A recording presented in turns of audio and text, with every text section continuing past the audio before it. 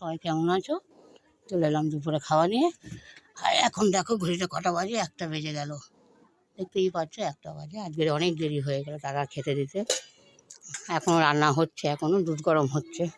দাদার ভাতটা আগে দিয়ে দিই। আর আজকে দেখো একটা নতুন জিনিস করেছি। নতুন জিনিস বলতে এটা নতুন জিনিসও ঠিক না, আমার যেভাবে খেয়েছি সেইভাবে তো এটা আজকে করিনি। এটা তোমার দেখে কে বুঝতে পারছো কিনা জানি না এটা কী করেছি। আগে দাদা খেয়ে যদি ভালো লাগে তাহলে তোমাদেরকে আমি শেয়ার করবো যেটা কী জিনিস। দাদাকে আগে একটু দিয়ে দিই।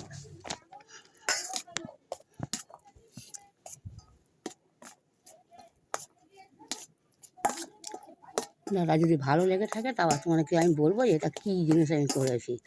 তা তোমরা শুনলে অনেকে হাসতেও পারে, আবার অনেকে শেখার চেষ্টা করবে।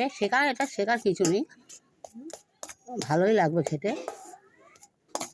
দেখা যাক দাদা কী বলে, খেয়ে বলবে কেমন হয়েছে। হ্যাঁ, ভালো হয়েছে। হ্যাঁ, কিরকম? ওই ওটা রসুন রসুন রসুন চিবিয়ে খেয়ে নাও না, রসুন। দেখ এটা কি?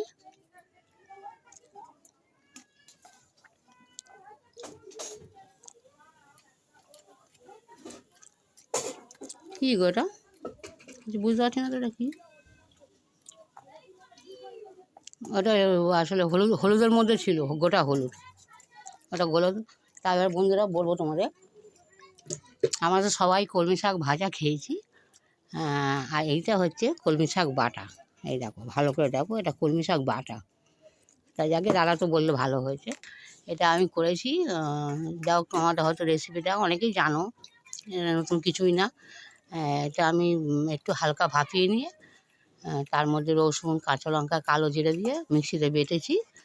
বেটে নিয়ে আর যখন তেলে ছুঁকবো তখন একটু সরষের তেল দিয়ে করতে হবে, এটা রিফাইন তেলে হবে না। যাকে সেটা বলছি। আর দেখো বন্ধুরা কী করেছি, এই দেখো, এটা আলু আর কাঁঠালের বিচি ভাতে আমি মেখে রেখেছি। আর একটু আলু ভাজা, আর এটা সেদ্ধ ডাল।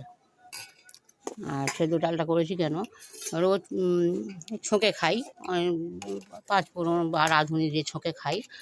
তা আজকে ইচ্ছা হয়েছে এটা শুধু সেদ্ধ খাবো, শুধু সেদ্ধ। এটা একটু লঙ্কা দিয়ে আর নামানোর সময় একটুখানি সরষের তেল দিয়ে নামিয়ে নিয়েছি। এইটা আজকে এটা গরম গরম ভাজে, খুব ভালোই লাগে খেতে। দাদাকে মাখিয়ে দিই। দাদা তারপর রেসিপিটা তোমাদের বলছি আমি, রেসিপিটা কী করে আর কী কী দিয়ে হয়েছে। না, এটা দাদার আলু ভাজাটা দিয়ে দিই। আলু ভাতে আর ইসে একটু কেটে কেটে খাও। আলু ভাজা দিই, আলু ভাজা খাও না, তুমি খেতে থাকো না।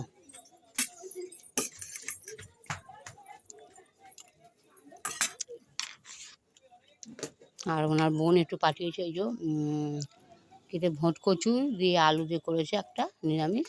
আর এটা পটল আলু চিংড়ি, এটা ওনার বোন পাঠিয়েছে। যাক ওটা ও রাতে খাবে কোন। সেই দেখো দেখেছো তো, এই জন্যে ওনাকে পুরো ভাতটাতে মাখিয়ে দিতে হয় বন্ধুরা। পুরো গোটা আলু ভাজা দেখবে তো কতটা আলু ভাজা দিয়েছি, সব নিয়ে একসাথে নিয়ে খেয়ে নিতে যাচ্ছে।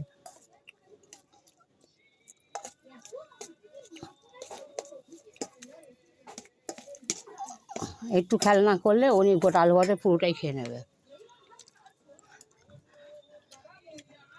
যাও কেমন কেমন আলু ভাজা ডাল ভালো লাগছে? হুম। আর করেছি যারা বন্ধুরা, তোমার এটা সরিয়ে দিই।